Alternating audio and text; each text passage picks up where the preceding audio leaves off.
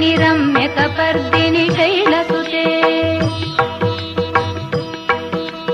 ಚಾಮುಂಡಿ ಬೆಟ್ಟದಲ್ಲಿ ನೆಲೆಸಿರುವವಳೇ ಮೈಸೂರು ನಗರವನ್ನು ಪೊರೆವವಳೇ ಚಾಮುಂಡಿ ಬೆಟ್ಟದಲ್ಲಿ ನೆಲೆಸಿರುವವಳೇ ಮೈಸೂರು ನಗರವನ್ನು ಪೊರೆವವಳೇ